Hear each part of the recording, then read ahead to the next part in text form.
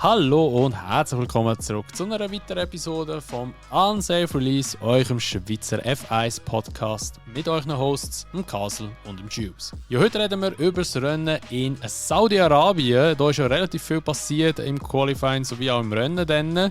Und wir haben eine recht ausführliche Konversation über das ganze Rennen mit verschiedenen Meinungen, Einblick und alles. Und auch mit der Abstimmung, die ihr neu auf Spotify auch machen könnt. Für das müsst ihr dann einfach nicht auf der Episode sein, sondern auf der Episode, wo ihr den Text, den Beschreib und alles seht. Dort unten sollte nachher rein theoretisch eine Umfrage sein, die ihr dann beantworten könnt. Darum hört gerne die Episode rein und beantwortet dann auch gerne die Umfrage. Wir wünschen euch viel Spaß und eine gute Unterhaltung.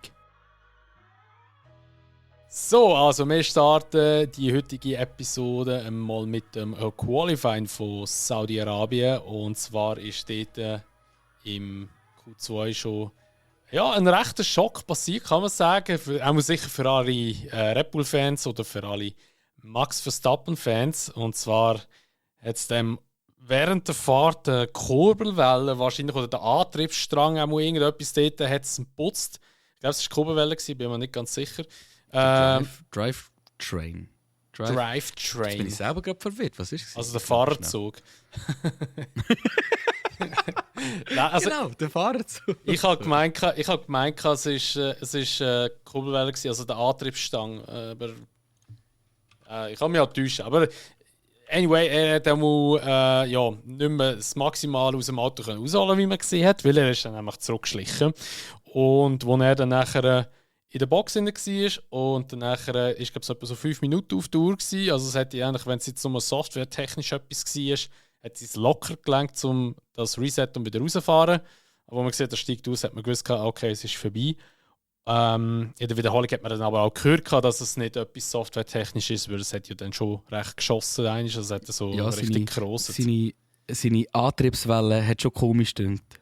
Ja, es hat schon. Das war nämlich Antriebswelle. Ja, genau. Es hat schon echt komisch gedünkt. Also es war wirklich mechanisch gewesen und hat man gewusst, okay, es ist vorbei. Aber das habe ich dir eben nachher noch geschrieben. Was mich einfach mega überrascht hat, ist, wie er ausgestiegen ist und eigentlich gelassen war. Also irgendwie hast du genau gewusst, ich hole sie ja eh wieder alle auf im Rennen. Also eigentlich spielt es gar keine Rolle, dass ich jetzt dort so am Hinterher nachher duckern bin. Dann. Also muss man auch aufpassen in den ersten paar Runden, dass es nicht gerade klopft, aber sonst ist es eigentlich easy. Saudi-Arabien kann man ja wirklich noch überholen. Also wir haben da viel Überholmanöver im Rennen noch gesehen. Aber das hat mich schon recht überrascht, dass er eigentlich dort so gelassen war. Trotz dem Zwischenfall eigentlich. Er hat es vielleicht fast ein bisschen zugelassen genommen. Also das ganze Paddock hat eigentlich gemunkelt, ja, der gewinnt das ohne Problem. Oder der holt alle auf und ist bei Runde 12 schon wieder vorne, gleich wie in Dings, in Spa-Francorchamps letztes Jahr. Aber also von der Qualifying-Performance her, ich meine, wir kommen dann nachher schon noch darauf zurück, wie sein Rennen dann effektiv gelaufen ist. Aber was mich einfach überrascht hat, ist wie klar irgendwie so die Reihenfolge vom Field ist. Also ich habe das Gefühl, es ist jetzt nicht so, dass das zwischen Saudi-Arabien und Bahrain sich nochmal einen riesen Unterschied jetzt gegeben hat im Qualifying selber. Also dort, wo Teams vorig sind sie auch jetzt etwa umeinander.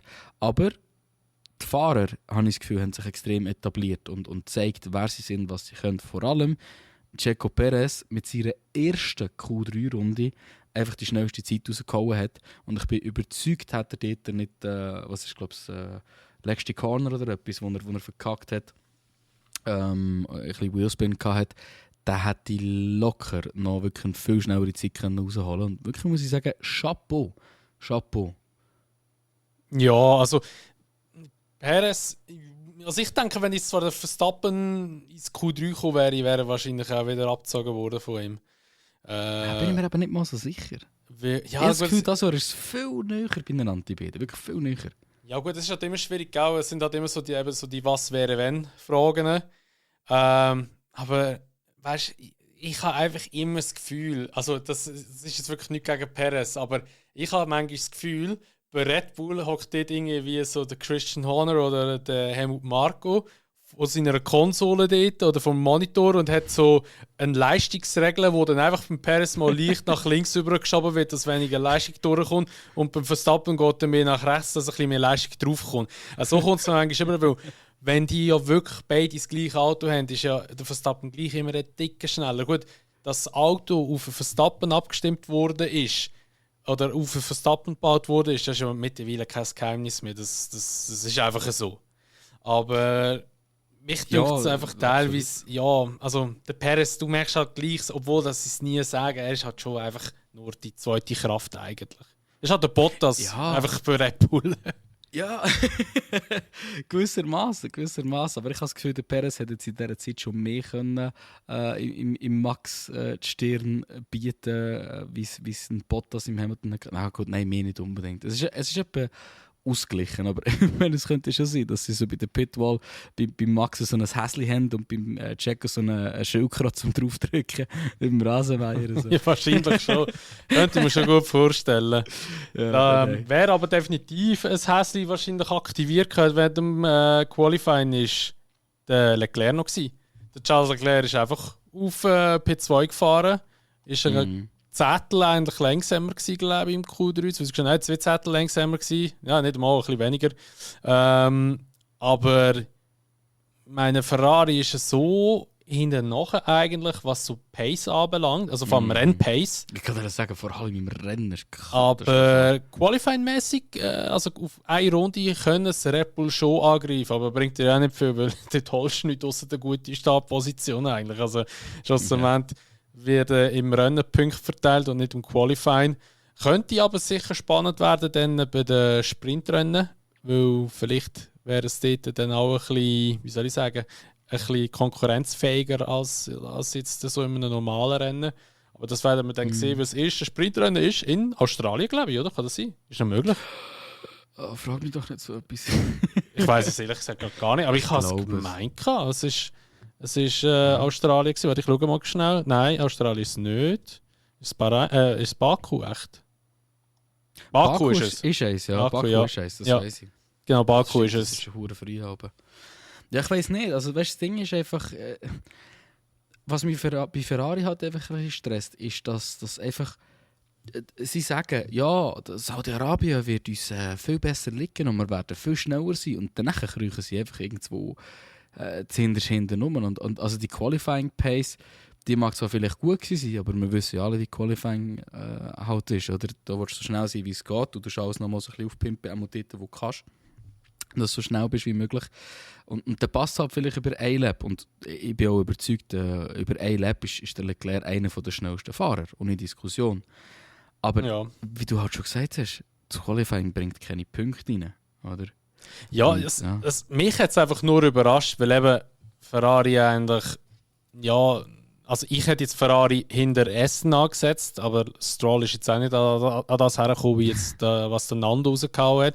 Aber ich hätte jetzt nicht gedacht, dass der Leclerc auf ein P2 herfährt. Also da bin ich jetzt schon noch recht überrascht gewesen. Klar, es sind immer noch 2 Zettel gerundet, also es ist ja immer noch viel eigentlich, aber dass sie schneller sind als ein Aston, hätte ich jetzt nicht erwartet. Aber vielleicht zeigt das einfach nur, dass im Fernando seine Runde nicht so optimal war. Gut sein, ja. Wobei von seinen allen Qualifying-Zeiten ist das zwar im Q3 die schnellste gewesen. Sogar? Ja. Okay. Er ist ein 1,28,757 im Q2 gefahren und Q3 ist ein 1,28,730 gewesen. Okay. Das ist krass. Also ein bisschen schneller. Ja, 200. Aber nicht unbedingt viel, gell? Nein. Also, ich muss sagen, weißt, was mich überrascht hat am Qualifying, ist ganz klar Piastri und seine Pace.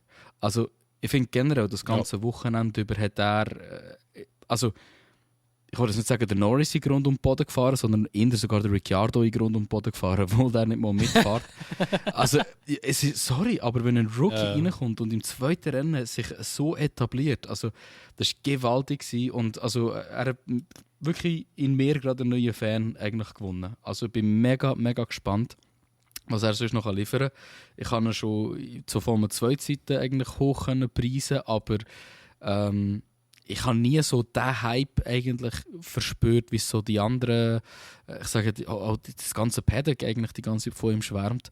Aber mein Gott, der McLaren auf P8 vorziehen, also das ist eine super Leistung von ihm. Super Leistung. Ja.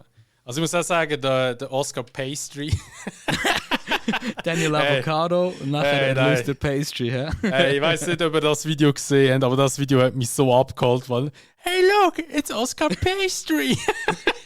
Vor allem er meint es voll ernst. Ja, God damn! Basically, für die, die es nicht wissen, das ist so ein Video, wo der Pastry durch die McLaren-Garage durchläuft und dann sind so ein paar Kiddies beim MP44 am Chillen. Und dann kommt so ein Kiddie, der noch vorbeilaufen ist. «Hey, look, it's Oscar Pastry!» Ja, es ist eigentlich mega innocent und mega herzig, aber es ist halt aber das Video hat mich einfach so abgeholt dort. Nein, aber zurück zum Thema. Also, mich auch brutal überrascht. Also einerseits mal hätte ich nicht damit gerechnet, dass der scheiß McLaren dort vorne mitfährt, also im Qualifying. Er ist wirklich, also das ist brutal stark. Norris hat so einen dummen Fehler noch gemacht, hat die Wand gekittet und gerade vorne den Dach gebrochen. Ja, mein erster Rookie, gell?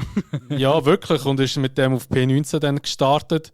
Also wirklich ein Fehler, wo ihm eigentlich mit seinen, ja, kann man jetzt eigentlich mittlerweile auch schon sagen, mit seiner Erfahrung, die er hat, weil er jetzt schon ein paar Jahre dabei ist, eigentlich nicht passieren. Aber man sagt ja auch immer, den Besten können so Fehler passieren. Gell? Ich meine, Hamilton hat, glaube ich, 2016 oder 2017 auch in Baku noch dort Schlosssektion dort mal die Wand gekittet und Dachsbruch im Q3 von x Jahren. Also es kann der Beste passieren. Aber gleich, man muss wirklich im Piastri lassen, er hat wirklich den Teamkollege das Wochenende schon hart dominiert. Also das muss man wirklich lassen. Absolut. Ja, und dann würde ich mal schon sagen, gehen wir mal über ins Rennen, weil ich glaube, im Qualifying selber ist dann nicht mehr so wahnsinnig viel passiert. Ich schaue gerade noch schnell kurz durch. Ocon ist auf P7 gefahren. Alpine hat eigentlich recht stark ausgesehen das Wochenende. Also vor allem mit dem Training, auch Longruns haben es recht stark ausgesehen. Ich habe das Gefühl, das Wochenende hat ziemlich genau repräsentiert, wo sie halt sind. Gell? Also sie sind top of the midfield, wenn man das so sagen will. Weil ganz ehrlich, eigentlich muss es anders trennen. Du hast Red Bull und dann hast du Frontrunners und dann hast du Midfield und dann hast du... gut, Backrunners habe ich das Gefühl, jetzt nicht wirklich das Jahr. Das stimmt, Backrunners. Ja, also wenn du überlegst, Haas spielt auch ein bisschen mit dem Mittelfeld. Ich meine, sie sind auch aus eigener Kraft in die Punkte reingekommen. Und Williams ist eigentlich auch voll bei der Musik. Also es ist wirklich krass. Also die einzigen Backrunners, die es momentan hat, McLaren, ja. Die haben keinen einzigen Punkt. You are the Williams now. ja, wirklich.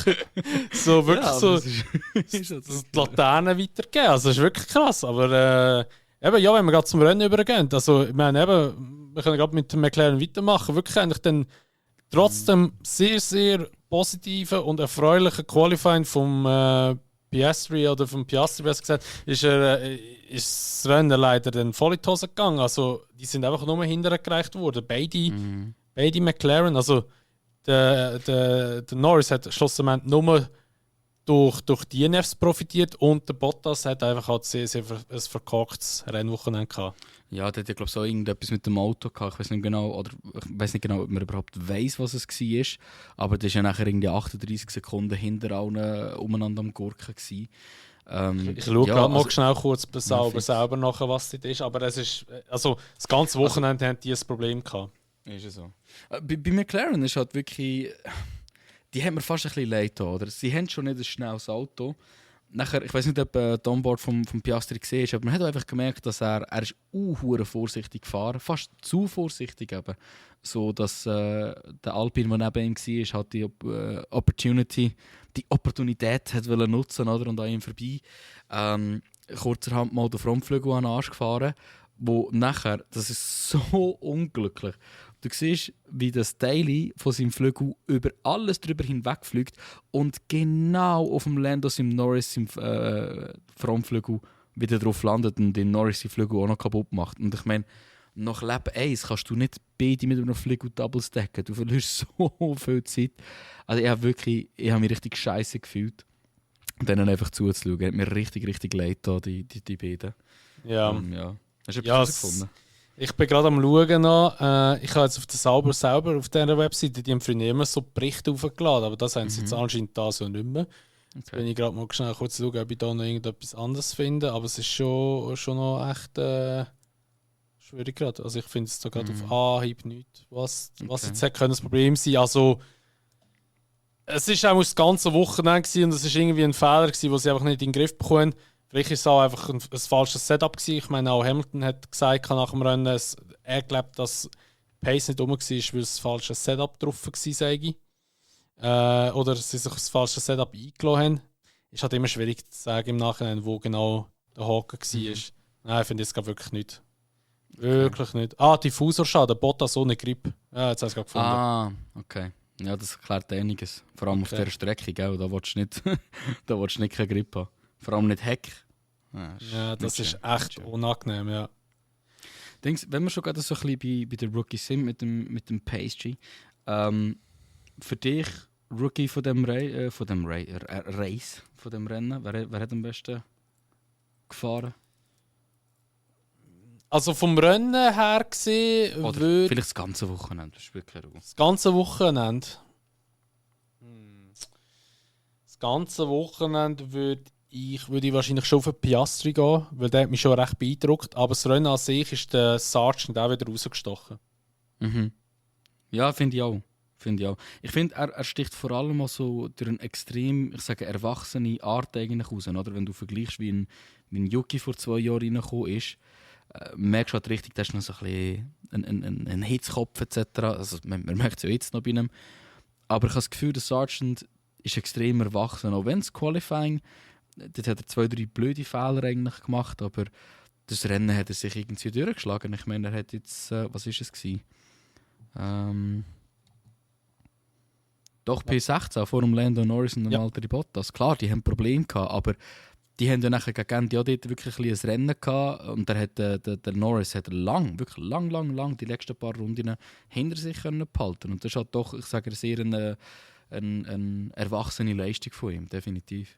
Ja, also jetzt, man muss halt schon anders sagen, eben, es ist ja nur das zweite, also es war das zweite Rennen gewesen. Der Albon ist ja schon weiter vorne noch gefahren, also bei Williams Punkte sind schwierig gewesen, also wäre schwierig gewesen das Wochenende, aber ich glaube, Albon ist lang P12, P11 mal so rumgefahren dort. Ich meine, vielleicht hat es ihm noch gelangt, ist natürlich immer schwierig zu sagen. Er ist aber dann rausgeflogen, weil er ja Bremsfailure gehabt, also beziehungsweise seine Bremse haben nicht mehr richtig gebremst. Das ist dann schon recht unangenehm, glaube ich. Und ja, wegen dem ist er dann in die Box gefahren. Schade für ihn oder beziehungsweise für sein Rennen, weil Albon hat einfach auch wieder eigentlich mehr mega überzogen, eigentlich das Rennen, muss man ganz ehrlich sagen. Oder beziehungsweise allgemein das Wochenende. Der ist irgendwie immer stark, denke ich mir. Auch letztes Jahr war er immer gut gewesen. Er zeigt einfach seine Klasse, gell? Also, für mich ist er einer von diesen einfach von diesen typischen underrated Drivers, weißt, viele reden nicht gross über ihn etc. Und der wird, ich habe das Gefühl, der macht ein bisschen Checo Perez mit seiner Karriere. Der wird wahrscheinlich nie mehr in einem grossen Team fahren, vielleicht, oder ja, na gut, Perez macht es jetzt ja, aber verstehst du, was ich meine? Einfach, der wird in einem Team sein, immer grandiose Resultate haben, alle werden immer gut über ihn reden und trotzdem wird er wahrscheinlich nicht mehr so die grosse Chance bei irgendeinem Team bekommen, obwohl, also er ist in meinen Augen wirklich qualitativ einer der besten Fahrer sicher von dieser jungen Generation. Ja, ich finde generell, ja. also so die 2019 Rookies, Russell, Norris und Albon, das ist krank. Ich finde die alle super talentiert. Ja, definitiv. Du hast Charles vergessen. Der war 18. Hä? Charles war 18. Ist er 18 schon in der Formel 1 gewesen? Aha. 18 sauber, 19 hast du schon Ferrari gefahren. Schon? Weiß ich gar nicht mehr. Was ich wollte sagen zum Albon. Also du hast jetzt mit dem Checo verglichen. Checo ist aber auch schon im Top-Team gefahren, ist ja mal bei McLaren gewesen. Ja, und der Albon auch. Eben, ja, also eben darum sag niemals nie, dass er nie wieder in das Top-Team reinkommt. Weil ich meine, der Checo ist, das sind 10 Jahre her, wo er jetzt auch wieder in einem Top-Team ist. Ich meine, wenn sich der Albon so lange in der Formel 1 halten kann, das ist natürlich immer schwierig, weil er ist jetzt auch bei Williams und ja, von Williams aus in ein anderes Team musst du dann auch zuerst mal arbeiten, weißt du, wenn du nicht gerade irgendwie in einem Partnerprogramm drin bist. Weil entweder oder Williams kommt auf einmal wieder drauf. Wow, aber das wird wahrscheinlich erst etwas jetzt ja passieren, wenn überhaupt. Weißt du, was ich meine? Also, ist halt hure schwierig. Aber nichtsdestotrotz, er ist wirklich definitiv ein guter Fahrer und sehr, sehr sympathisch. Und ich würde ihn gerne noch ein paar Jahre in der Formel 1 sehen, weil ich finde halt einfach auch, er fährt sehr, sehr vorsichtig und auch mit viel, wie sagt man denn? Bedacht, genau, bedacht fährt er, ja. Also, das ist wirklich top. Also, ich finde ihn super, muss ich ganz ehrlich sagen. Er passt richtig gut zu Williams und zum James. Muss ich sagen, ich habe das Gefühl, das ist eine sehr gute Teamdynamik, die sich dort anfängt zu entwickeln. Gell, wer weiß, vielleicht, weißt du, ich meine, der James, der ist ja Mercedes, vielleicht kommt jetzt plötzlich dann der Albon Mercedes rein und dann lösen der Hamilton ab. Und noch Boah, stell dir vor, Russell und Albon bei Mercedes. Das wäre schon noch geil, ey. Und nachher so ein bisschen, weißt du, wieder back on top, Red Bull auf den Grind klopfen. Ja, eben, und hey, das wäre schon krass, wenn so Red Bull beweisen, hey Kollege, ich kann es dann doch, weißt du. Ja, und vor allem, wir haben wirklich den falschen Logo, definitiv. Das wäre schon noch krass, ey. Ja. Ich finde, Alpha Tauri würde auch absolut der falsche Logo nach den ersten 2 Rennen, wenn sie den Tsunoda nicht noch ein bisschen behalten. Ja, also wir auch gerade sagen, wer sie vielleicht nicht hätten sollen nehmen, ist der Nick de Vries. Nein, also klar, man muss natürlich auch wieder da sagen, der Nick de Vries. Also ich finde immer noch, er ist ein sehr guter Fahrer oder er wird ein sehr guter Fahrer sein für die Formel 1. Allerdings, das Auto läuft halt einfach sehr schlecht bei Alpha Tauri. Ja. Und es ist das 2. Rennen jetzt und er muss sich natürlich auch zuerst mal gewöhnen. Plus Saudi-Arabien ist er noch nie gefahren in seinem Leben, außer im Simulator. Er war noch nie auf dieser Strecke gewesen. Ja, und also dann hat er ja FP3 hat er, glaube ich, das Ganze verpasst, oder? Ja, dort haben sie den Motor gewechselt. Genau. Ja, also... Ja, das ist auch geil. Ja, ich finde halt einfach, man muss ihm halt einfach Zeit geben. Ich finde aber auch, der Tsunoda ist eigentlich gut gefahren. Ich finde, er ist sehr gut gefahren sogar. Ich finde, es ist eines der besseren Rennen vom Yuki, wenn ich ganz ehrlich bin.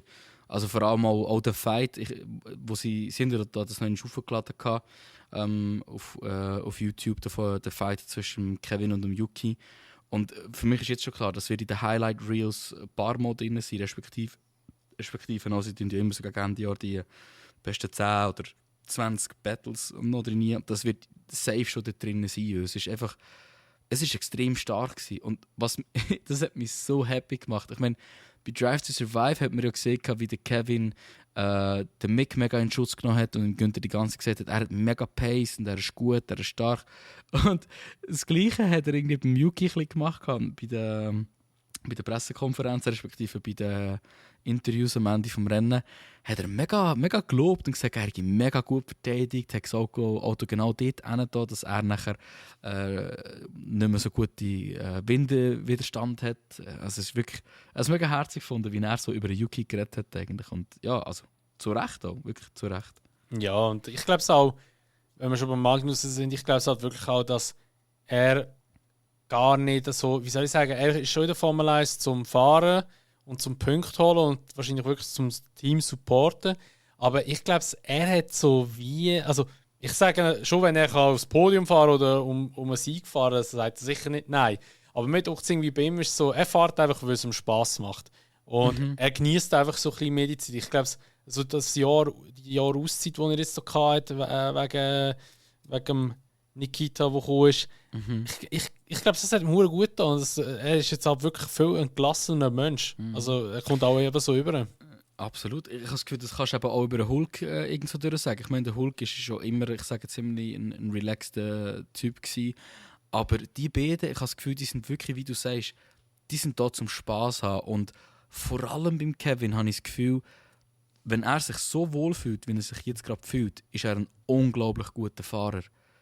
Er kann vielleicht einfach nicht so gut mit dem Druck umgehen. Das ist vielleicht das Ding, das er halt auch bei McLaren dort, das hat auch gekostet hat. Aber, also. Ja, plus kann er mit seinen Frontflügeln nicht so gut umgehen. Das kommt eben auch noch dazu. Aber also, ich muss sagen, also, wenn ich jetzt so schaue, weißt du, wo jetzt auch der Hülkenberg wieder gelandet ist auf P12, also ja, hätte müssen wirklich einen Mick Schumacher gehen. Weißt du, was ich meine? Also ist jetzt natürlich schwierig zu sagen, ob es der Mick auf die Position gekommen wäre oder so. Aber ich würde es einfach gerne mal aufgreifen, weil ich persönlich finde, also nicht gegen Hülkenberg, ich finde ihn auch wirklich ein super Fahrer und ich finde wirklich ein geiler Sieg. Aber ich glaube es einfach, es ist bis jetzt immer noch ein bisschen eine Fehlentscheidung gewesen, dass man wieder auf ihn gesetzt hat als auf den Mick, weil ich glaube, der Mick wäre rein, eben, klar fahrertechnisch, er hat sicher seine Qualitäten und ich glaube auch, er wäre, wie auch der Magnussen das gesagt hat oder eingeschätzt hat, er wird eine gute Pace haben und ich meine, auch wie die anderen Fahrer immer noch über ihn reden. Ich meine, der Russell hat ja auch gesagt, er hofft, dass es nächstes Jahr das Cockpit findet. Höchstens, weil der Russell Angst hat, dass er es verliert. Aber das denke ich jetzt weniger. Aber weißt du, wie soll ich sagen? Ich glaube, wenn der Mick noch ein Jahr mehr hätte, er wäre wirklich eben der Musik gewesen. Und ich meine, der Mick war schneller gewesen, teilweise letztes Jahr in der Rennen als der Magnussen. Er hat einfach Pech gehabt oft. Und ich habe einfach das Gefühl, Hülkenberg war ein bisschen eine falsche Wahl von Haas. Also, ich weiß es nicht. Es ist hure schwierig zu sagen. Aber ich glaube, ganz ehrlich, weißt, also, wenn du die Saisonstarts anschaust, der Mick hat, ich habe gerade schnell geschaut, in der ersten Saison, wo er war, hat er 10 Rennen gebraucht, bis er überhaupt mal auf P12 gekommen ist. Ja, aber seine ersten Punkte hat er noch über 20 Rennen erst gehabt. Ja, aber hold up. 2021 kannst du einfach nicht zählen, Kollege. Das Auto, das ist nicht fahrbar gewesen und das war scheisse. Und dort war er der Einzige. Also gut, Mazepin ist auch keine Konkurrenz, muss ich an der Stelle sagen. Ja. Aber sein Auto hat er immerhin in das Q2 reingebracht. In der Türkei war das. Oder Türkei? Oder nein, wo war das? Türkei, glaube ich. Oder bin ich falsch? Sind es 21 durch die Türkei gefahren? Mal, glaube ich schon. Ich habe es gemeint. 22 sind sie nicht gefahren. 21 ist der Hamilton. In Türkei sind sie gefahren. Ja, genau. 21, ja. Nein, 21 ist nicht Weltmeister, das war Max. 22. Das war 20. Aber dort ist der Mick ins Q2 gekommen. Und ja, gut. Weißt du, das Jahr kannst du einfach nicht zählen, ganz ehrlich. Nein, das ist klar. Darum, wenn du so schaust, hat er die ersten Punkte in Silverstone geholt. Ja. Und das ist wie für das 8. Rennen oder das 9. Rennen, irgendwie so etwas. 1, 2, 3, 4, 5, 6, 7, 8. Das 8. Rennen. 8. Rennen, eben. Also, aber er hat trotzdem nur in 2 Rennen von seiner Karriere Punkte geholt. Ja, das ist ja so. Oder? Eben, das Ding ist, und ich beim Hulk, okay, das Auto dieses Jahr wird wahrscheinlich schon auch, wobei ich habe das Gefühl, bis jetzt ist es eigentlich ähnlich gut im Vergleich zu den anderen Teams, aber ich bin überzeugt, der Hulk wird deutlich mehr Punkte nachholen. Da würde ich meine Hand dafür ins Feuer legen, wirklich. Gut, eben, es ist schwierig zu sagen, ob sie besser sind oder schlechter sind, weil eben das Mittelfeld ist ja wirklich sehr, sehr dicht beieinander. Eben, es gibt fast keine Backrunners. Und entweder sind einfach ein paar langsamer geworden, was ja mit McLaren offensichtlich der Fall ist. Und dann kannst du natürlich schon einfacher mal in Punkte hineinspülen, weil McLaren ist letztes Jahr bis auf Ricciardo eigentlich immer vorne mit dabei gewesen. Also eben, es ist schwierig zu vergleichen, aber ich habe einfach das Gefühl, es ist die falsche Entscheidung gewesen, weil auch eben jetzt nicht nur fahrertechnisch oder talenttechnisch oder whatever angesehen oder angeschaut, sondern auch PR-technisch wäre der Mick einfach viel interessanter gewesen für die Formel 1 und für Haas. In meinen Augen. Weil, hey, Ja, du hast einen Fahrer, der Schumacher heisst. Weißt du, was ich Ja. meine? Und die Leute wissen, wahrscheinlich hey, das ist der Sohn vom Michael. Also von dem her, wenn er rein sponsortechnisch hättest du wahrscheinlich mehr reingehabt mit dem. Aber eben, er ist auf dem Schleuderstuhl gehockt vom Gene. Ja, und es ist ja nicht nur, aber ich wollte gerade sagen, also es ist überhaupt nicht nur seine Fahrkünste, die eigentlich auch dazu geführt haben, oder nicht dazu geführt haben, dass er das jetzt behalten hat. Es war die ganzen Crashes. Es war, dass er einfach auch, ich sage gewissermaßen ein bisschen inkonsistent gefahren ist. Nachher kommt noch dazu, dass man einfach zu wenig Erfahrung von ihm bekommen hat. Und Haas ist halt trotzdem immer noch ein Team, wo sehr fest von dieser Erfahrung profitieren kann. Plus der Druck noch vom Gene Haas, etc. etc. Also ich persönlich, ich bin der ganz klaren Meinung, der Mick Schumacher passt nicht zu Haas. Und Haas passt nicht zu Mick Schumacher. ich finde, es passt einfach nicht zusammen. Ich hätte viel lieber gesehen, dass er eine Chance bekommen hat von einem Sauber-Team beispielsweise. Ich habe das Gefühl, die sind viel geduldiger und die haben viel mehr Erfahrung mit dem Umgang mit Rookies. Und ich bin auch überzeugt, wäre er bei Alpha gewesen, hätte er in der zweiten Saison deutlich besser gefahren. Ohne Diskussion. Vor allem, wenn er einen Bottas als Teammate gehabt hätte. Man stellt dir vor, ein Bottas mit einem Mick Schumacher ist ehrlich gesagt auch, by the way, so nebenbei meine Prediction für 2026 Audi. Ja, jetzt sind wir bei dem Thema. Ja, das ist noch aufgegriffen. Ja, also ich glaube, also ich muss auch ehrlich sagen, ich bin schon recht überrascht gewesen, was geheißen hat, dass Haas den Mick holt, weil irgendwie hast du mit dem voll nicht gerechnet, weil eben, es hat die ganze Zeit so eben den Anschein gemacht, so ja, der kommt zu Alfa Romeo und danach würde er dann dort mit dem Kimi zusammenfahren. Oder ist der Kimi weggegangen dort? Nein, er war noch ein Jahr dort. Oder 21 ist der Kimi noch gefahren mit dem Antonio. Dort ist ja der Mickey Formel 1 gekommen. Stimmt, da hat man so ein bisschen diskutiert, aber Antonio hat sich den Platz dort hat wirklich, also sind wir auch ehrlich, zu wohl auch nochmal verdient für ein Jahr. Ich finde es gut, dass er 3 Chancen bekommen hat. Ja, also ich glaube, Antonio wäre eigentlich schon noch ein guter Fahrer. Ja, jetzt hat einfach auch dort in den USA letztes Jahr das abverkämt. Muss man dort hat er sich wirklich alles zusammen. Er hat einfach zu wenig Sachen gehabt, wo irgendwie rausgestochen sind. Man hat irgendwie nichts so gehabt, wo man können sagen, mal wegen dem, außer seine Rennstarts, die sind krank gewesen. Aber es hat eigentlich nichts gehabt, wo raussticht. Und den Rennstart bringt er halt nichts, weil wenn er dann nicht die Punkte reinbringt. Ja. Aber eben, ich meine, das Thema mit Mick Schumacher, ob er in die Formel 1 reingehört oder gehört hätte in dieses Jahr, das ist so ein ewig langes Thema, wo man kann, weiss nicht wie lange darüber diskutieren und da gibt es so viele Sachen, wo man darüber reden könnte. Also, ich bin der Meinung, es war eine Fehlentscheidung von Haas, aber ich sehe es so wie du, bei Haas wäre er einfach nicht sie wären nie auf einen grünen Zweig gekommen, weil eben das, was du gehört hast, und auch da, wo der Günther rausgelassen hat, wobei eben der Günther ist natürlich auch am Pranger vom Gene. Also, ja, es ist halt einfach schwierig. Aber ich sehe es genau gleich wie du. Bei Haas wäre es nicht auf einen grünen Zweig gekommen. Bei einem Williams hätte ich ihn vielleicht eher noch gesehen, aber ich glaube, auch mit dem Sargent haben sie bis jetzt eigentlich nicht mal so einen schlechten Bock geschossen. Sage ich jetzt mal. Böse, ich glaube so. Ich glaube so. Also der Sargent würde uns wahrscheinlich noch ein bisschen überraschen, die nächsten Seasons oder Rennen sicher. Mal schauen, was dort noch kommt. Der Mick wird schon wieder einen Platz finden. Bin ich ganz ehrlich überzeugt, weil das ganze Paddock liebt ihn und wenn ein Fahrer ein gutes Image hat, hat er automatisch auch eine gute Chance wieder zurückzukommen. Siehe Hülkenberg, siehe Kimi, oder es gibt so viele Beispiele. Oder auch ein Gasly, wo zu Alpine können. Ja, aber Haas sind ja wirklich halt ein bisschen bekannt für ihre Fehlentscheide. Fast so bekannt wie die FIA für ihre Fehlentscheide sind. Und somit sind wir bei einem ganz grossen Punkt. Jetzt habe ich zuerst gemeint, du wolltest noch mit dem Gasly über Alpine noch reden, aber dann gehen wir halt straight in das Thema rein. Das ist mir auch recht. Ja, weil, also, to spill the juice, oder? Ihr habt es sicher alle mitbekommen, die ganze Penalty-Geschichte mit der FIA. In meinen Augen haben sie sich einfach wieder mal komplett zum Aff gemacht. Sie haben wieder mal gezeigt, was sie nicht getroffen haben. Und irgendwie, das war jetzt wieder mal ein Entscheid, der eigentlich von Genf gekommen ist. Und wir haben 2 Rennen und schon müssen wir uns über die FIA aufregen. Und ich frage mich einfach, bringt es wirklich jedes Jahr wieder irgendwelche neue Abläufe und Prozesse reinzubringen, wenn wir nicht einfach an den alten daran arbeiten und die verbessern? Weil das wird nicht das letzte Mal sein, wo wir wieder so eine Diskussion führen. Also, anyway, peinlich. Was halt einfach schon dramatisch ist oder beziehungsweise was halt einfach recht speziell ist.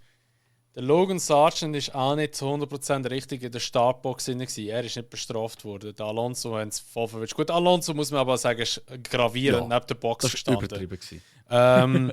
Also, das hat jetzt auch ein Blinder wahrscheinlich gesehen vom Schiff aus, dass der jetzt dort falsch drin steht. Aber es ist schon speziell, dass es im Bahrain passiert ist, mit Ocon und jetzt mit dem Alonso. Eben Sargent ist eigentlich auch daneben gestanden, aber ist nicht bestraft worden. Da haben sie irgendwie wieder nicht gesehen. Aber halt eben, wie es genau abgelaufen ist, ist halt einfach... Also eben, das mit der Startbox ist alles legitim, das ist alles okay. Aber nachher das in der Box hinten. Der Grund dafür, wieso das er ja nachher am Schluss, also das ist glaube ich in Runde 18 gewesen, das Ganze, ist ein Safety Car gekommen, Alonso in die Box gegangen und hat 5 Sekunden abgesessen, weil er ja dort neben der Box, also der Startbox gestanden ist. Und der Grund dafür, ursprünglich von der FIA, war ja der gewesen, dass ja der hintere Wagenheber angesetzt wurde und das als Arbeit zählt hat, was die 5 Sekunden nichtig gemacht hat, also dass dort halt eben der Penalty nicht richtig ausgeführt wurde ist. Und ich bin von zuerst über der Meinung gewesen, es war, weil sie während der Safety Car Phase 5 Sekunden abgesessen haben. Aber das darfst du jetzt anscheinend. Aber ich habe zuerst gemeint, das darfst du eben nicht. Aber anscheinend darfst du es. Ist auch egal. Ich habe nachher schon gesagt, also, ja, es ist 100 Pro wegen dem Wagenheber, weil er ihn angesetzt hat. Weil der Voderi ist nämlich hergefahren, aber nicht dran gewesen, sondern hat dann, nachher, wo die 5 Sekunden runtergegangen sind, ist er nochmal näher und hat dann runtergedrückt. Dort hast du gesehen, dass er nicht dran war und der andere ist hinten dran schon hergerollt. Aber jetzt so ist voll dran, oder? Er ist ja nicht nur ein bisschen angekommen, sondern wirklich, er hat sich voll parat gemacht, unter ihnen angesetzt und einfach noch nicht aufgelöst. Genau. Und jetzt ist es halt natürlich so, Aston hat ja das Right of Review eingeleitet. Das ist eben, dass du, wenn du signifikante Beweise hast, dass das nichtig ist, genau, dass es eine Fehlentscheidung ist, dann nachher kann die Strafe wieder zurückgezogen werden. Das hat man ja dort damals mal bei Verstappen und Hamilton 21 Abu Dhabi hat es dort, hat es 100 Mal gegeben, das Right of Review und weiss ich was alles. Jedenfalls, ich glaube, das Essen hat irgendwie 7 Bildmaterial eingeliefert von anderen Boxenstopps noch und dass das auch schon gemacht wurde, die sagen nicht bestraft wurde und dann sind sie eben wieder zurückgerudert. Aber eben, wie die Strafe gekommen ist, einerseits in Runde 18 ist es passiert, in Runde 50 ist es fertig oder so. Dann nachher Alonso gemütlich noch eine Trophäe entgegengenommen, ein bisschen Rosenwasser gesoffen dort und dann nachher so oben einfach eingeblendet wurde, ja 10 Sekunden Penalty. Ja, und nachdem das Podium fertig ist, sind wirklich das Podium schön laufen. Ja, dass es niemand mehr auffällt. So. Nachher kommt das Race-Ergebnis am Schluss und da steht einfach dort der Russell. Sie sind sich sicher so eine Überlegung gewesen, so, komm, wir warten doch, bis die meisten Leute abgeschaltet haben. Ja, wirklich, das sie ja niemand gesehen. Die Anschauerzahlen angeschaut, genau, und dann schnell Nein, raus. es ist wirklich dämlich. Es ist wirklich dämlich.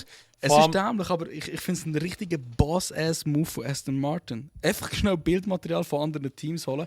Und für mich, sorry, wenn ich die abgeschnitten habe, aber das Wochenende hat für mich bewiesen, wie in Kontrolle das Team eigentlich ist. Man könnte meinen, dass das alles abgesprochen war mit dem Rear Jackman. Ey, du fährst schon da unten hin. Wir haben bereits schon alles parat, wie wir das handhaben, wenn es eine Strafe gibt. Ich habe einfach irgendwie das Gefühl, das Team weiss momentan ganz genau, was es macht. Und das macht es irgendwie umso interessanter, denen zuzuschauen. Ja, also ich finde es ja einfach ein bisschen lächerlich, dass sie ja gerade 10 Sekunden bekommen. Wobei der Dings hat, ich glaube, der hat Ocon auch 10 Sekunden bekommen. Ocon hat so 10 Sekunden bekommen, aber dort war es nicht einfach ein Daily, wo das Auto berührt, sondern der Dings hat wirklich von ansetzen, der Mechaniker. Und das finde ich ist ein riesen Unterschied. Ja, also ich meine, sie haben ja während dem Rennen gesagt zum Russell sowie auch zum Alonso, ja, fahr noch 5 Sekunden auf oder fahr 5 Sekunden weg, besser gesagt beim Alonso. Aber wir glauben, wir könnten noch eine Strafe bekommen. Aber ich denke jetzt zwar nicht, dass sie es schon gewusst haben, dass so eine Strafe könnte kommen und dann haben sie schon alles parat. Also weißt du, wo der Typ schon angesetzt hat, das denke ich jetzt weniger. Nein, denke ich auch nicht. Aber ich sage einfach nur, es wirkt so, weißt du. Ja, aber man muss schon sagen, das Urteil, bis das andere Urteil kam, wo wieder die alte Standing wieder zurückgestellt haben, also sprich Alonso wieder P3 wurde, es ist ja eigentlich nicht so lang voneinander von der Zeit, weil sonst geht ja das Zeug immer mehrere Tage eigentlich, bis da wieder etwas passiert, oder sicher einen Tag. Und dort war halt der Fall wirklich sehr, sehr klar gewesen. Ich bin gespannt, ob jetzt der FIA das die Regeln anpassen, dass plötzlich so wirklich niemand mehr das scheiß Auto anlängen bis die 5 Sekunden abgelaufen sind. Könnte ich mir schon gut vorstellen. Aber es ist wirklich, wie soll ich sagen, der Russell hat es gut gesagt, also Aston hat es definitiv verdient, dass sie Dritter geworden sind und es ist schon ein bisschen eine Schande gewesen, dass man es ihnen so hat wegnehmen wollte, weil Alonso ist einfach wieder einmal mit Top gefahren, wirklich.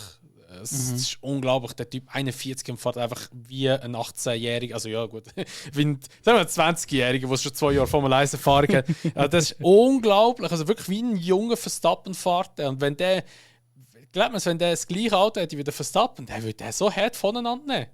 Das ist unglaublich, wie der fährt. Vielleicht nicht gerade hart voneinander, aber es wäre ein extrem knappes Battle. Ich glaube schon. Also ich sehe auch, dass der Alonso die Überhand hat. Das sehe ich auch. Ja, und glaubt man, der Alonso, wenn es muss sein, wenn es um die Wurst geht oder was essen die Spanier verwünscht. Chorizo. Genau, wenn es um Chorizo geht, dann kann er anders fahren, als er jetzt fährt. Ja. Aber ich liebe auch seine Funksprüche, die er immer rauslässt. Mit den Reifen, wo er gesagt hat, so, es sind so gute Reifen, es ist so geil. Ja. Ich glaube, der fährt wahrscheinlich das ganze Rennen über mit einem Ständer noch in der Hose und er findet das Ding so geil. Ja, schon. Er ist wirklich er ist ein Meisterprovokateur in dem Sinn. Und also wirklich, nicht, dass er irgendwie gegen jemanden schießt, aber er schießt in dem Sinn mit positiven Statements. Ich finde es einfach genial. Ja, also aber, man merkt schon, ja. Der Schuss geht richtig Renault. Also richtig Alpine. Den merkst du schon immer die ganze Zeit. Ja, und sicher auch noch ein bisschen Richtung McLaren. Ja, ja, sowieso, ja. Das sowieso. Dings, was ich vielleicht in dieser Hinsicht wirklich muss sagen, wenn es um Alonso geht, ich glaube, es wird nie mehr in der Formel 1 einen Fahrer geben, der sich so gut an ein Auto adaptieren kann wie er. Weil bis jetzt, egal wo der gefahren ist, der hat jedes Auto irgendwo angeschleppt, wo es nicht hätte dürfen sein. Und ich möchte mich nicht einmal daran erinnern, wo es geheißen hat, ja, er kommt nicht so mit dem Autoschlag, mit Ausnahme vom Ferrari. Aber wenn du fucking Understeer und Oversteer, was ja, ist das, gut, also glaub's gewesen? McLaren ist jetzt also auch nicht gerade eine Rosenzeit gewesen. Ich meine, dort mit GP2-Engine, mit Honda, wo sie frisch gekommen sind. Und dort ist ja auch nochmal hinten nachher gefahren. Ja, logisch, aber hat der Van Dorn gleich abgerissen, wie blöd. Ja, aber du hast jetzt vorher gesagt, egal was für ein Auto, hat sie gleich irgendwo hergebracht, wo es nicht hätte können sein. Und das ist ja dort eigentlich auch nicht der Fall gewesen. Das ist ja wirklich dort gefahren, wo das Auto war. Ja, also, okay. Ja. Er zieht jetzt nicht aus jedem schlechten Auto das Beste raus. Also gut, eben, McLaren, ja, die Zeit, das war wirklich eine Katastrophe gewesen. Ja. Aber ich meine, damals Minardi ist jetzt nicht überwältigt, als er gefahren ist. Aber das war schon seine ersten paar Jahre in der Formel 1. Ja, dort ist er entschuldigt, würde ich sagen. Ja, das war noch ein Rookie gewesen. Und das klingt komisch, dass man beim Alonso sagt, er war auch mal ein Rookie gewesen, weil das ist so lange her. Ja, vor allem ich habe das Gefühl, ich habe wirklich fast das Gefühl, er wird bis zu 2026 gut wieder fahren. Und dann ist halt wieder ein bisschen ungewiss, ja, wie es mit Aston Martin sein und dann hört er vielleicht auf. Aber ich habe wirklich das Gefühl, der zieht noch durch bis 2026. Er schnurrt ja auch so. Ja, also... Ja, ich denke immer, auch. Maybe another 1, 2, 3, 4, 5 years. Ja, er hat jetzt, glaube ich, einen Vertrag bis 2024 oder 2025, glaube ich. Ich weiß nicht, so etwas. 2 Jahre macht er noch. Ja, also solange das er mag und sich fit fühlt, macht er das noch. Und aber ganz ehrlich, er gehört auch in die Formel 1, muss man ehrlich sagen. Also, absolut. Irgendwie so ein anderer Rennsport oder Motorklasse habe ich das Gefühl, der passt gar nicht rein. Also auch Indy war irgendwie ein fehl am Platz gewesen, jetzt mit Dünk dazu mal.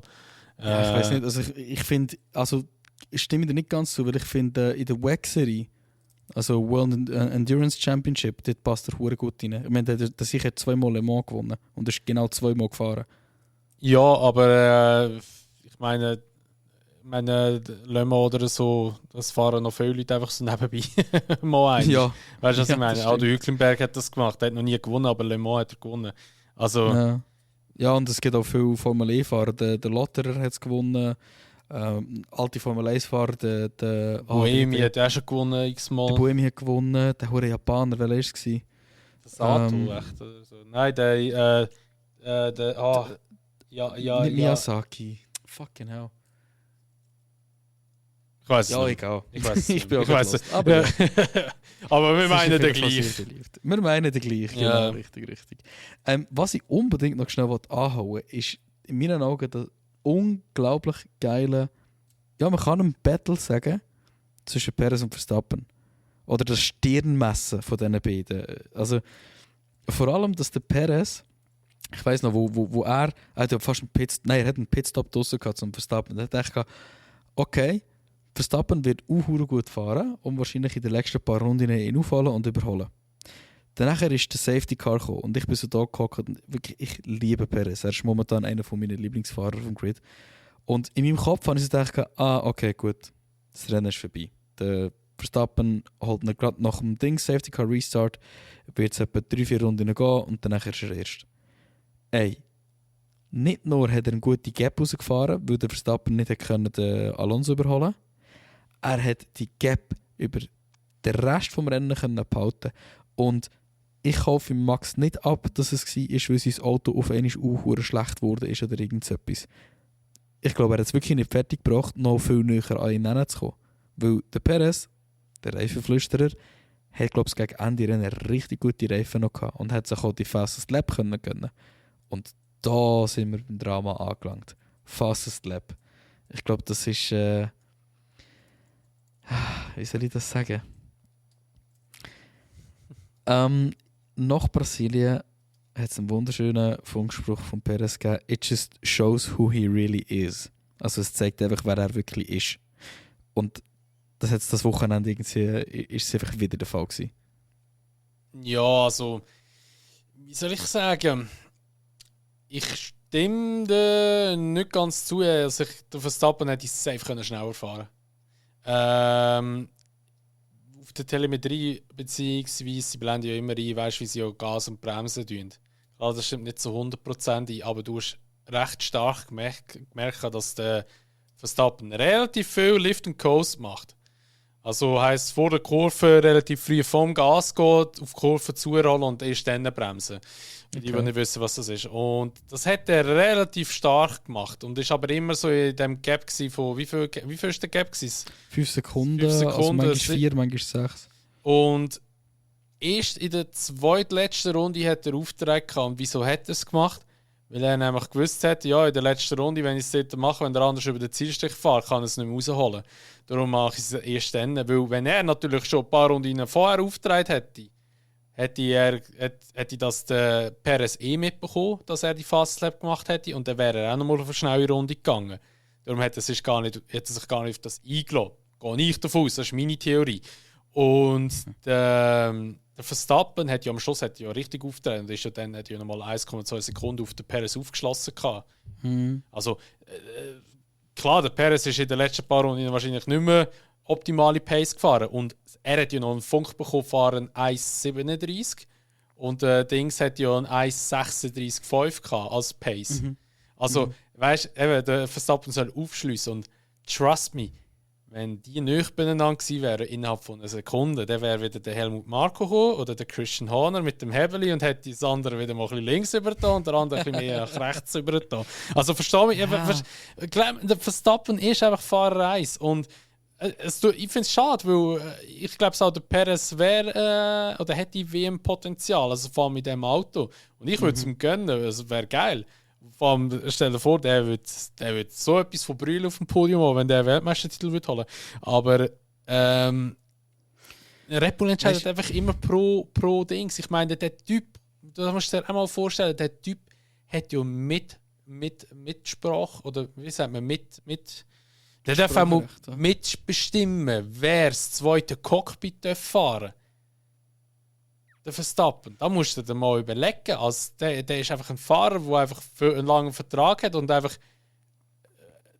Also er hat sehr viele Leute im Rücken, die ihn unterstützen und ganz klar sagen, was Sache ist. Eben gerade ein Helmut oder halt auch sein Papa. Ja, der Christian, Ross. Alter. Nein, das ist eben das. Beim Christian habe ich das Gespür nicht. Vor allem, was ich bis jetzt gesehen habe, sagt das Behind the Scenes mit Drive to Survive, in den Interviews etc.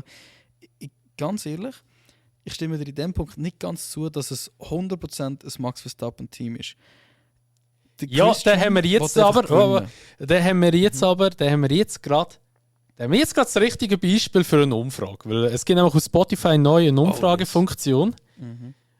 Die können auf dem Podcast unten, solltet ihr jetzt irgendwo eine Umfrage sehen. Ich hoffe, ich schaffe das. Oder hoffe, ihr seht das. Ihr müsst einfach auf die Episode gehen, wo die ganze Beschreibung drin ist. Das ist ganz wichtig. Sonst während der Episode sehen es nicht, wenn es läuft. Ihr müsst einfach eins zurückgehen. Die können jetzt abstimmen. Glaubt ihr, dass der Christian Horner oder beziehungsweise das Red Bull mehr ein Verstappen-Team ist? Oder beziehungsweise, wie wollen wir es sagen? Nur der Christian Horner, oder? Wie kommt es davon? Eben, wie wollen wir es definieren? Wenn die Argumentation ist, Red Bull ist ein Verstappen-Team, dann stimme ich auch zu. Also, aber wenn wir fragen, ist der Christian Horner komplett nur auf Verstappen fokussiert, dann sehe ich es anders. Dann würde ich sagen, aber ja, dann machen wir das. Also, glaube ich, der Christian Horner ist mehr auf Verstappen fixiert als auf Checo. Ihr könnt unten jetzt solltet ihr eigentlich auswählen, ja, nein. Ich hoffe, es klappt. Aber es sollte gehen. Ich habe gesehen, dass es geht und ich habe es probiert. Ich habe gesehen, dass es ging.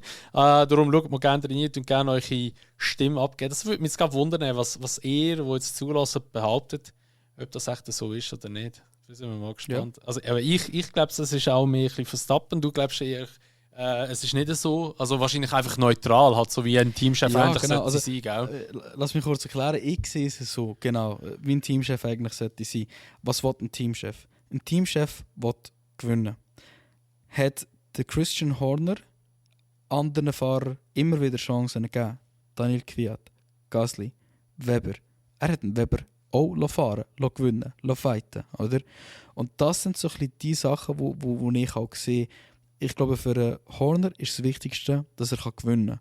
Und das ist auch so ein bisschen etwas, was der Toto mal gesagt hat. Was bringt es dir, vor allem am Anfang von einer Saison, dich für einen Fahrer zu entscheiden? Wenn der andere Fahrer auf einmal in seiner Blütezeit ist, wieso nicht alles ihm hinterher schießen? Und auch dort alles in einem Fahrer nachschießen. Und da haben wir ein gutes Beispiel gehabt mit Barrichello und Schumacher. Darfst du halt schlichtweg auch nicht zu früh machen. Es ist einfach unfair für einen anderen Fahrer. Und der Perez dieses Jahr hat gesagt, er hat sich, wenn er alle 3 Red Bull vergleicht, mit dem, was er jetzt fährt, fühlt er sich mit Abstand am wohlsten.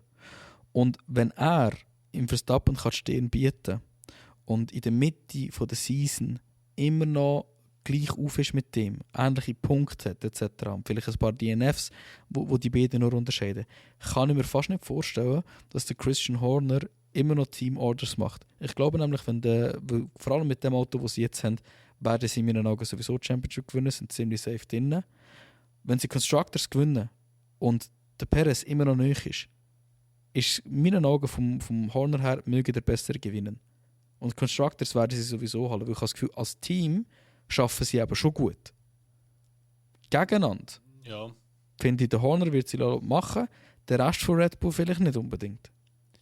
Ja, das glaube ich schon auch. Also gut, ob sie jetzt wirklich eben so, wenn sie jetzt Konstrukteurweltmeister werden, aber sagen wir mal Fahren-WM noch offen ist, ob sie dann wirklich sagen, so, ja, der Schneller ist der Geschwinder, blöd gesagt.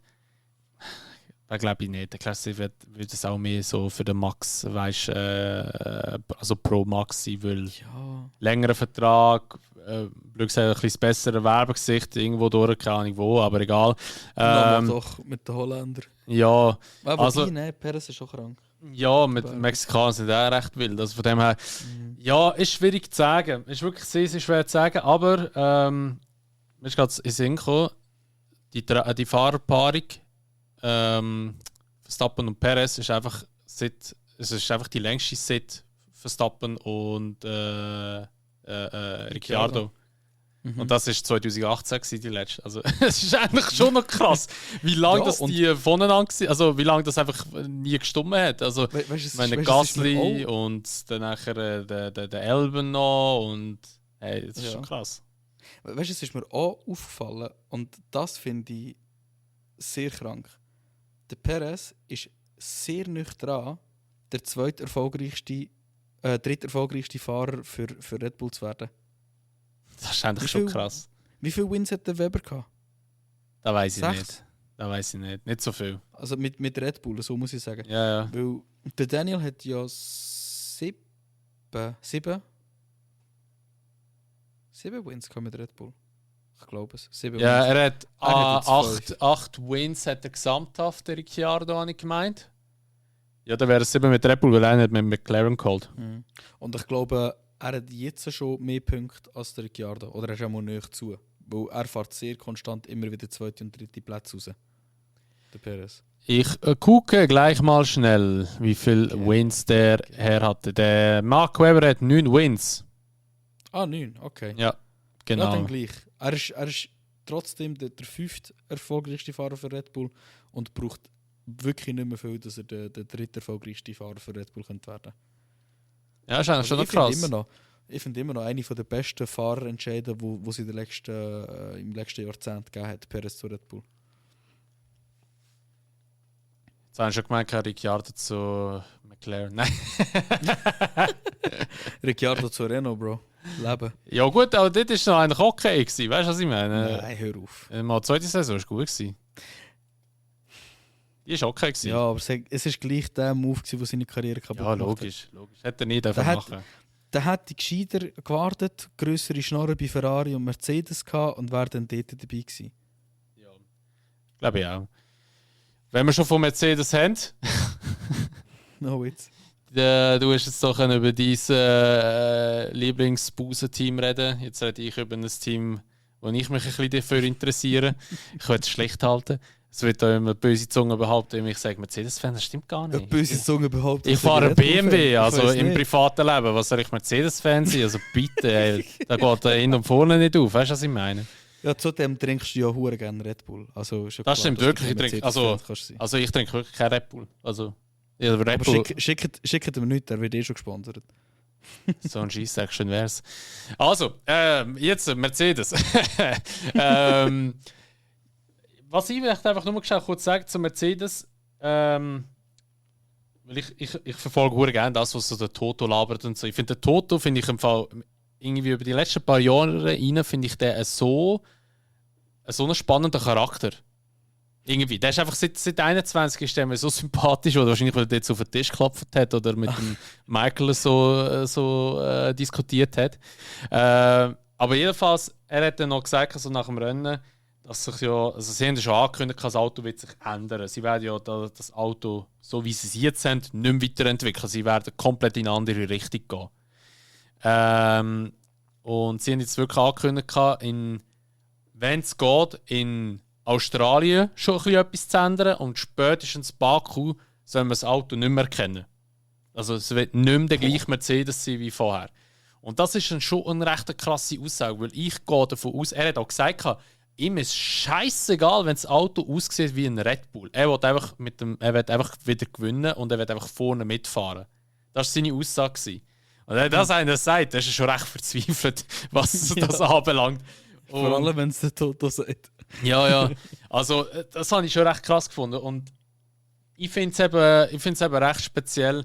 Also eben, ich habe es ja vorher schon ein bisschen angesprochen, Hamilton hat ja gesagt, es ist am Setup gelegen, dass er halt nicht hat so mitfahren. Der Russell war schon stärker gewesen, im Rennen. Wobei man muss einfach auch sagen, ich glaube, beim Hamilton haben sie ein bisschen die falsche Strategie gewählt. Er ist schon mit Harz losgefahren und mit Mediums gefahren. Und man hat dann einfach auch gemerkt, dass der Harz dann doch ein bisschen schneller ist, wenn das Auto leichter wird und doch besseren Grip hat. Ich glaube, dort hätte es auch mit Mediums losfahren und nachher mit Harz. Weil wo der Hamilton frisch auf den Mediums war und der Russell noch auf den frischen Harz, hätte ja der Hamilton schon aufschliessen können.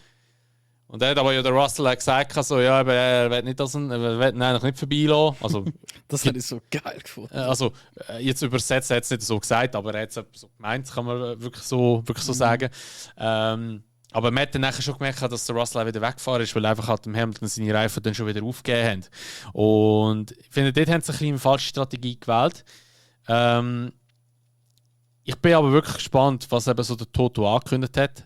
Und was ich einfach den Gleichschluss echt krass finde, ist, dass einfach fucking Mercedes, der so über ein scheiß Auto flucht, was es für eine Rotzmühle ist, was sie da wieder haben, gleich vor Ferrari landet. Einfach Vierter und Ferrari, Fünfter. sie haben gleich viel, sie sind auf 2. Platz quasi mit Aston Martin. Eben. Nur mit der Ausnahme halt, Aston Martin hat 2 Podiums gehabt, wegen dem sind sie weiter vorne. Ja, aber da musst du dir mal vorstellen. Die fluchen so über das Auto rein und fahren gleich noch auf einen P4, Ja. P5, P3 und dann wieder doch nicht ein P3. Und das ist einfach krank. Weißt du, was mich vor allem auch ein bisschen fasziniert, ist der Russell und der Hamilton nach jedem Rennen, egal wie scheiße das ist, danke vielmals fürs Auto, Team, danke für eure Arbeit, ich appreciate alles, was ihr macht für uns. Kopf haben und durch, oder Gring haben und beißen. Und das zeugt in meinen Augen einfach auch von einer guten Leadership und jetzt nicht zum die grösste Hure Love Praise machen für den Toto, aber ich finde, es muss schon auch gesagt sein. Und da stimme ich dazu, auch wenn ich nicht ein riesen Mercedes-Fan bin, in dieser Hinsicht. In meinen Augen, Toto Wolff kannst du gleichsetzen mit Sean Todd und Frank Williams als die besten Team Principles, die es jemals gegeben hat. Also so einer wie der Toto Wolff wird es wahrscheinlich lang nicht wieder geben. Bin ich wirklich überzeugt davon. Weil was der mit dem Team macht, ist unglaublich. Und was der aus den Leuten rausholen kann. Und einfach auch die No-Blame-Culture, die sie haben. Man merkt einfach, dass das funktioniert. Ja, Und, ja. Also ich muss ganz ehrlich sagen, ich würde einen Christian Horner eher so dort trainieren als jetzt ein Toto. Weil, also ich finde, ich kannst es gleichstellen, ganz ehrlich. ja, also da komme ich gerne, obwohl ich überhaupt kein Fan bin von Drive to Survive, aber da komme ich jetzt auf das Zitat zurück, wo auch der Christian Horner gesagt hat, der Toto hat eigentlich ja ein gut funktionierendes Team übernommen. Und, ja, das stimmt. Und der Christian Horner hat ja von Anfang an müssen alles aufbauen mit Red Bull. Und darum finde ich eigentlich, von wo das Red Bull kommt und wo sie jetzt stehen, beziehungsweise wo sie gestanden sind, wieder gedroppt sind und jetzt wieder dort stehen. Also das muss man im Christian Horner schon lassen. Also der hat schon wirklich die richtigen Fäden an mich gezogen. Und ich meine, jetzt sehen wir, was der Toto für ein Teamchef ist oder wie er reagiert. Weil jetzt ist das Team wirklich in einem Tief, auch wenn es 4. und 5. sind. Also halt, sage ich jetzt einmal, die letzten sind von der Frontrunners. Aber jetzt kann er beweisen, was er für ein Teamchef ist, ob er auch die richtigen Fäden kann ziehen kann. Weißt du, was ich meine? Weil, ja, mal schauen, weißt du, wenn er es vielleicht nicht herbekommt, nachher der Battle herrührt und dann kommt der James von Williams und rauf, dann hat er einfach blöd gesagt den Schwanz gezogen und hat nichts gemacht. Weißt du, was ich meine?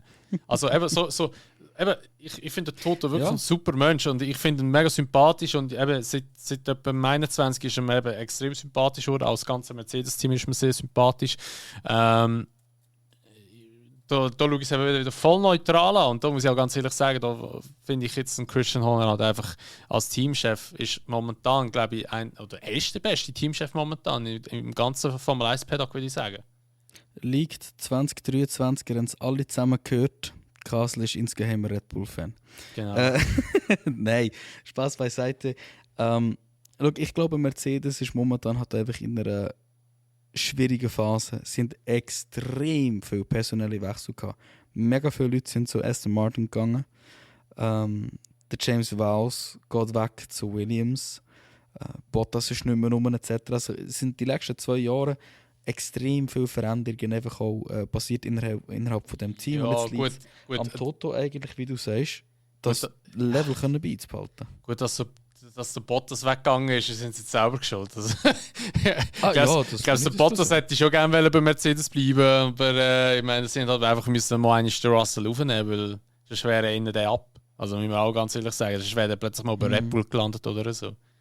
Ah ja, fix. Ja. Fix. Aber das wäre aber auch geil gewesen. Das wäre schon krass Bottas bei Red Bull, das wäre richtig geil gewesen. Nein, ich meine Russell. Russell zu Red Russell. Bull. Ja, Nein, never. Der Russell ist verheiratet mit Mercedes. Der liebt Mercedes über alles. Nein, aber eben, was ich am Ende vom Tag gleich krass finde, ist einfach, dass halt einfach wieder eben, trotzdem, dass sie so Mühe haben, gleich von Ferrari gelandet sind, weil Ferrari ja eigentlich wirklich ein starkes Auto hat, also im Qualifying auch gut, eben Charles Leclerc 10 Grid Place Penalty Dingens so kassiert, weil er ja Electro Unit Control hätte müssen wechseln. Electronics. Genau, hat er müssen wechseln. Die ist schon die dritte von 2, die du darfst haben. Also Katastrophe. Der Carlos Sainz hat erst den zweiten Verbrenner drin inzwischen. Und MGUH hat er auch gewechselt. Also Ferrari, was motortechnisch anbelangt, katastrophaler Start. Und ja. Ja, ich glaube, bei Ferrari merkt man einfach, dass der Freddy einfach ein bisschen... Der muss einfach ein bisschen aufräumen dort. Und man merkt, dass sein Leadership noch nicht ganz so stark ist. Aber man kann es ihm ja auch nicht irgendwie vorwerfen. Er hat in meinen Augen komplett ein kaputtes Team übernommen. Und ich bin mal gespannt. Ich habe das Gefühl, dieses Jahr wird nicht mehr viel mehr passieren. Falls ja, gegen Ende Jahr vielleicht. Aber ich bin gespannt, wie sie dann eigentlich 2024, ist schon 2024 dann, werden antreten. Da bin ich wirklich gespannt. Ja. Also, eben, das haben wir ja letztes Mal schon gesagt, eben für den Fred Vasseur ist es schwierig und eben auch, das hat seine Idee oder beziehungsweise auch sein Einfluss, sein neue Fahrzeug und das werden wir erst 2024 erleben, weil halt eben, sie müssen halt auch mit dem arbeiten, was halt noch Binotto und weiss nicht, wer alles noch gemacht hat. Aber ich denke auch, dass es bei Ferrari viele Leute noch wird geben, die fliegen, obwohl das der Fred, was das dementiert hat, hat gesagt, es wird niemand mehr rausgerührt. Dabei hat er, glaube ich, etwa 3 oder 4 Leute gespickt. Ja, aber es werden noch mehr folgen. Es werden noch mehr 100%. Folgen, definitiv. Oh, der Dings, der Xavi, der Race Engineer vom Dings.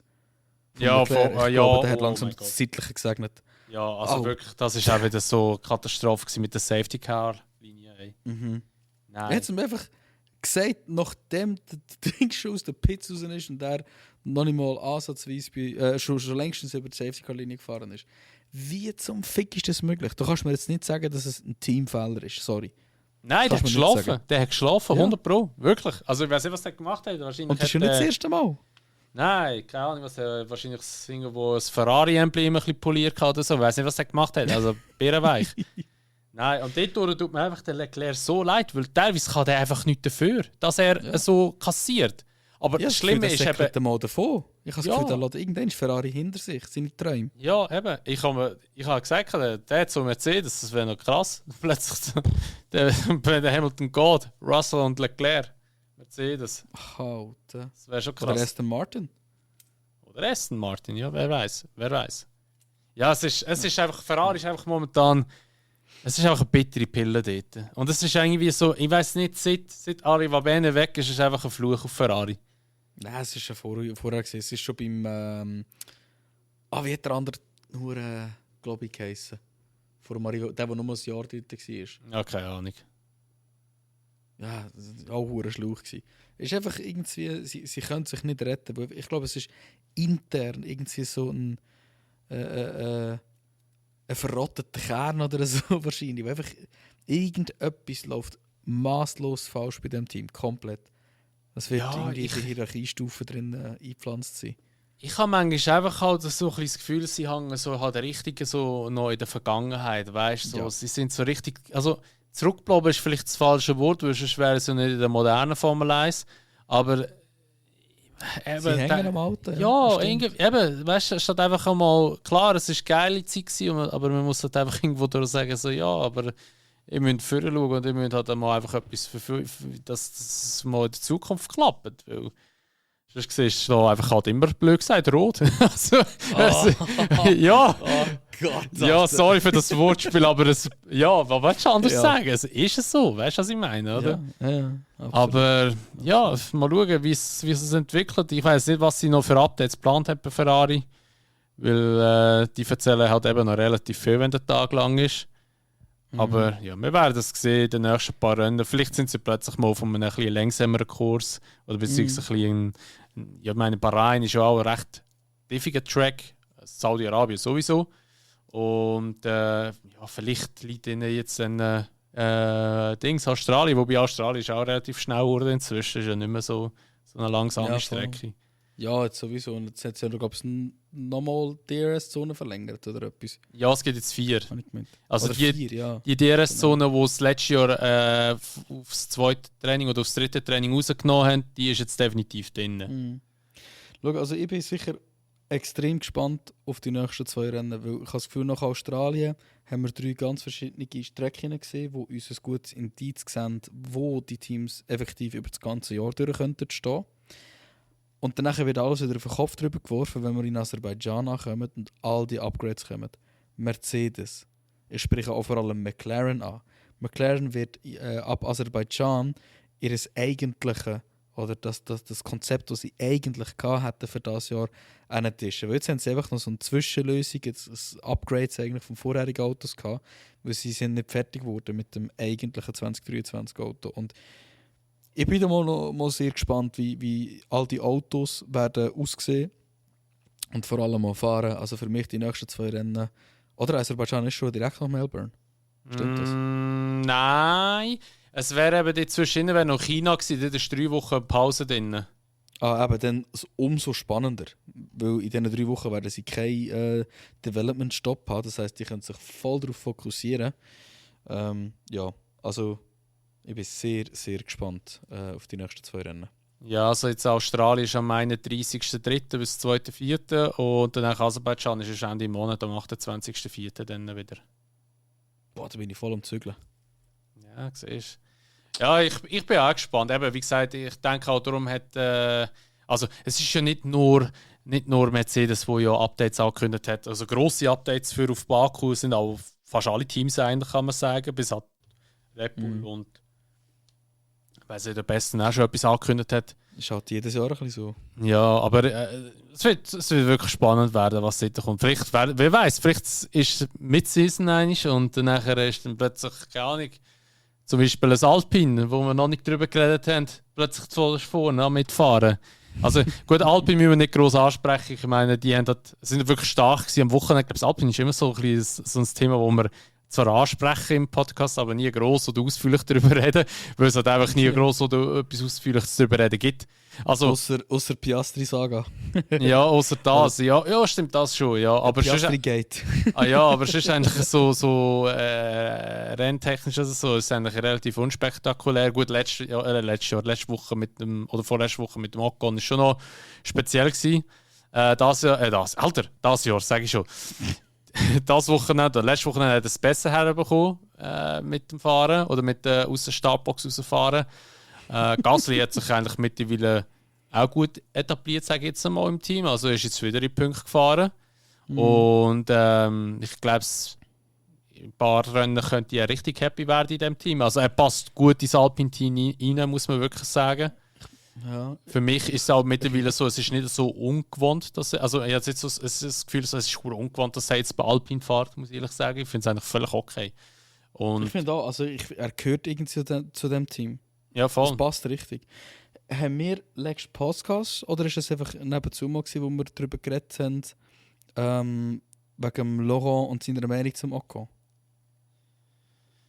Du hast es, glaube ich, angetönt, wenn ich es richtig im Kopf habe. Red mal weiter, was gegangen ist. Was ich drin aus will, eigentlich, beim Podcast mit dem Laurent, also der Laurent Rossi, das ist ja der Chef von Alpine, der hat ganz klar eiskalt einfach gesagt, Ocon ist halt einfach ein sehr guter Zweitfahrer. Nein, das haben wir miteinander haben wir da geglaubt. Ich glaube es nicht, dass du es im Podcast gesagt hast. Ja. Aber falls du es jetzt schon gesagt hast, sorry, das muss ich jetzt mal sagen. Aber, ja, das muss ich wiederholen. Aber ich stimme ihm zu. Ich stimme ihm einfach zu. Ich sehe den Gasly jetzt schon als Nummer 1 Fahrer bei diesem Team. Ja, ich auch. Ocon wird wahrscheinlich schon ein netter Mensch sein und auch ein sympathischer Mensch sein, aber er ist average, mehr nicht. Er ist zwar der einzige, nein nicht der einzige, aber der erste Formel 1-Fahrer, wo ich ein Foto damit gemacht habe, aber trotzdem, er ist mir noch nie sympathisch gewesen, wirklich gar nicht. Ja, und weißt du, ich meine, sein Werdegang ist ja mit Männern gekommen. 2016 hat ja der was ist das gewesen, ein Philippiner oder so, hat er glaube ich ersetzt gehabt. Wenn ich weiss, ist es ein Philippiner der erste und einzige, ich glaube mal schon philippinische Fahrer oder etwas mit PMO. Das war ganz spezieller Dude, wirklich eine Anomalie in der Formel 1. Warte, ich kann schon schauen. Er ist noch mal reingekommen wegen Geld und dann hat er glaube ich irgendwie Anklagen gehabt und ist wegen dem wieder rausgeflogen. Ja, genau. Der hat geheißen der Rio Haryanto. Der Rio Haryanto, genau. Das ist aber auch Philippin gewesen, gell? Ich schaue gerade schnell. In Indonesien, kann das sein? Das könnte das sein. INA, was ist die Abkürzung für INA für ein Land? Warte, jetzt bin ich komplett so. Weg. Rio Haryanto. Indonesischer Fahrer. Ja, genau. Ja, das sind Geschichten, Mann. Das sind Geschichten. Der ist bis zu Ungarn, glaube ich, gefahren. Nein, bis zu Deutschland ist er gefahren und ab Belgien ist er dann rausgeflogen und dann ist eben dann der Ocon gekommen. Das war ja bei Maharashtra und der hat dann aber gerade den Sprung zu Force India geschafft. Er war ja dort lang und dort kennt er ja von Drive to Survive, hat er dann den Sitz verloren, weil er dann nachher Papa Stroll das Team aufgekauft hat und so weiter und so fort.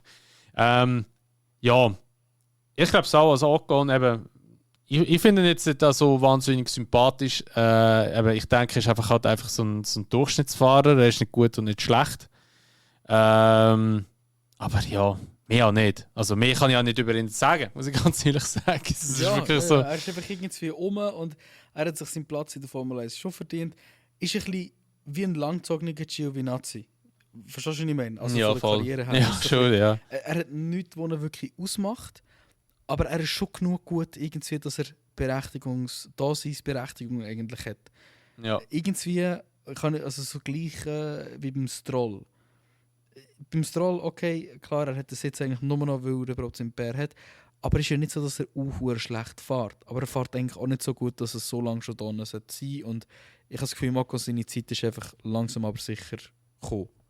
Ja, sehe ich vor allem so. mit den, also wenn du es anschaust, ein Theo Pourchaire, der vielleicht abgegriffen werden von der Sauber Academy, ein Martins, der einfach unglaublich genial fährt, F3 gewonnen hat, F2, wenn er keine technischen Probleme hat, wahrscheinlich auch am Führen wäre. Ocon bekommt langsam Druck und das wird er spätestens 2024 zu spüren bekommen. Ja. Mal schauen. Nein, ich glaube, es ist ein Vertrag bis 25, gemeint, oder nicht? Oder Ende 24?